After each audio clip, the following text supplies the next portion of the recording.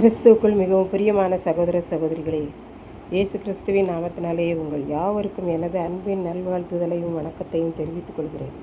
இன்றைய பகலின் குளிர்ச்சியான நாளின் தியான வசனம் யோவான் எழுதின சுவிசேஷம் 18ஆம் அதிகாரம் 11ஆம் வசனம். இயேசு பேதுருவை நோக்கி, உன் பட்டயத்தை உரையிலே போடு, பிதா எனக்கு கொடுத்த பாத்திரத்தில் நான் பானம் பண்ணாதிருப்பேனோ என்றார். இயேசுவை பிரதான ஆசாரியர், பரிசேயர், இராணுவ வீரர்கள் எல்லாரும் வந்து இயேசுவை ஜெபிக்கும்படி சென்றிருந்த தோட்டத்தில் பார்த்து இயேசுவை பிடித்து விட்டார்கள். அப்பொழுது சீமோன் பேதுருவுக்கு மனது தாங்க முடியாமல் தன் பட்டயத்தை உருவி பிரதான ஆசாரியனுடைய வேலைக்காரனின் வலது காதை துண்டாக வெட்டினான். அந்த வேலைக்காரனுக்கு மல்குஸ் என்று பெயர். உடனே இயேசு அந்த வலது காதை தன் கையில் எடுத்து அந்த வேலைக்காரனுடைய வலது காதில் ஒட்டி வைத்து அவரை சரிபடுத்தி விட்டார். தன்னை துன்பப்படுத்த வந்தவர்களுக்கு கூட ஒரு துன்பமும் வந்துவிடக்கூடாது என்பதில் இயேசு கவனமாயிருந்தார் என்று பார்க்கின்றோம். தன்னை துன்பப்படுத்திவிட்டு செல்லும்போது குறைவுள்ளவர்களாய் அல்ல, நிறைவுள்ளவர்களாய் இருக்க வேண்டும் என்பதில் இயேசுவுக்கு நிகர் யாருமில்லை என்று கற்றுக்கொள்கிறோம். இயேசு யாரையுமே கஷ்டப்படுத்த மாட்டார், பதிலுக்கு பதில் செய்ய மாட்டார். பகைவர்களையும் நேசிக்கிறவர், எல்லாரிடத்திலும் அன்பு பாராட்டுகிறவர் என்று தெரிந்திருந்தும் ஒரு இயேசுவை பிடிக்க நூற்றுக்கணக்கான பேர் தடிகளோடும் பட்டயங்களோடும் இராணுவ வீரர்களோடும் வந்திருக்கிறார்கள் என்றால் இயேசுவின் மேல் அவர்கள் எவ்வளவு வெறியுள்ளவர்களாய் இருந்திருக்கிறார்கள் என்று நாம் பார்க்கின்றோம். அந்த வேலைக்காரனை பேதுரு வலது காது அரும்படி வெட்டினதும் இயேசு பேதுருவை பார்த்து, உன் பட்டயத்தை உரையிலே செருகி வை, எதற்கெடுத்தாலும் பட்டயத்தை பயன்படுத்தாதே, ஒருவனை வெட்டியதும் பிரச்சனை முடிந்து விடுமா என்ன?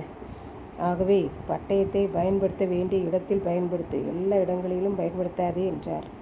நீ எப்படி எனக்காக மற்றவர்களிடம் போராடினாலும் பிதாவாகிய தேவன் எனக்கு கொடுத்த பொறுப்பை நான் நிறைவேற்றாமல் இருப்பேனோ? அதற்காகவே நான் இந்த உலகத்திற்கு அனுப்பப்பட்டிருக்கிறேன். ஆகவே நீ உன்னை காத்துக்கொள்.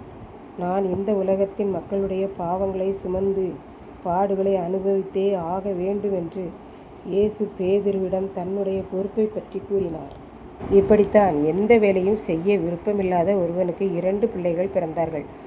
அவருடைய மனைவி ஒவ்வொரு நாளும் ஆலயம் வந்து முழங்கால் படியிட்டு கண்ணீரோடு, ஆண்டவரே, என் கணவருக்கு பொறுப்பை கொடு, அவர் ஏதாவது வேலைகள் செய்து பிள்ளைகளை காப்பாற்ற வேண்டும் என்ற எண்ணமுடையவர்களாய் வாழ வேண்டும் என்று ஜெபித்து வந்தார்கள். அவ்வாறே அவர்களுடைய கணவருக்கும் ஆண்டவர் ஒரு நல்ல புத்தியை கொடுத்தார். ஒரு வேலைக்கு முயற்சி செய்து வேலையும் கிடைத்துவிட்டது. மனைவி பிள்ளைகளை மனதில் நினைத்து கொண்டே பணிகளை ஒழுங்காக செய்து வந்தார். வருமானம் கிடைத்தது. அவைகளை மனைவியிடம் கொடுத்தார். வீட்டில் பிள்ளைகள் எல்லாரும் சந்தோஷமாய் படித்து நல்ல எதிர்காலத்தை பெற்றுக்கொண்டனர்.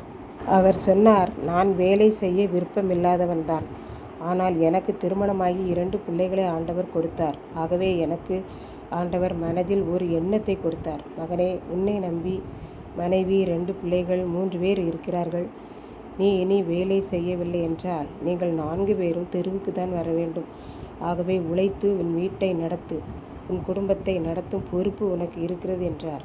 அவ்வாறே நான் இந்த பாத்திரத்தில் பானம் பண்ணும் பொறுப்பை ஏற்றுக்கொண்டேன் என்றார். எத்தனை உண்மை என்று பாருங்கள். இதை கேட்டுக்கொண்டிருக்கும் எனக்கன்பானவர்களே, இன்றைக்கு நாம் நமக்கு கொடுக்கப்பட்டிருக்கிற பாத்திரத்தில் பானம் பண்ணுகிறோமா? முழு மனதோடு பானம் பண்ணுகிறோமா என்பதை சிந்தித்து பார்ப்போம். பேதுரு ஆத்திரப்பட்டு வேலைக்காரனுடைய ஆண்டவரை துன்பப்படுத்தினுடைய வலது காதை வெட்டினாலும் ஆண்டவர் பேதுருவை பார்த்து சொன்னார், நீ செய்தது சரியில்லை என்று சொன்னார். நீ செய்தது சரி என்று அவர் சொல்லவில்லை. ஆத்திரப்படாதே பேதுரு, நான் என்னுடைய இரத்தத்தை சிந்தாவிட்டால் உன் பாவங்கள் மன்னிக்கப்படாது. ஆகவே நான் இந்த பாத்திரத்தில் பானம் பண்ணித்தான் ஆக வேண்டும். இந்த பொறுப்பை, இந்த கடமையை நான் செய்துதான் ஆக வேண்டும் என்றார். நாமும் நமது பொறுப்பை, நமது கடமையை செய்வோம். அதிகமாக ஆசீர்வதிக்கப்படுவோம். வீணாக பட்டயத்தை எடுத்துக்கொண்டு தெரியாமல் ஆண்டவர் பாதத்தில் எல்லாவற்றையும் வைத்து விடுவோம். கர்த்தர் தாமே இந்த வார்த்தைகளை ஆசீர்வதிப்பாராக. ஆமென். ஜெபம். அன்பின் ஆண்டவரே, இந்த அருமையான நல்ல நாளுக்காக நன்றி செலுத்துகிறேன். இப்போது இந்த வார்த்தையை கேட்டுக்கொண்டிருக்கிற ஒவ்வொரு பிள்ளைகளும் தன்னுடைய பாத்திரமாகிய கடமைகள், பொறுப்புகளை கடினமாயிருந்தாலும் நிறைவேற்ற அருள் புரியும். மீட்பர் இயேசு கிறிஸ்துவின் நாமத்திலே தாழ்மையோடு வேண்டிக் கொள்கிறேன் பிதாவே. ஆமென்.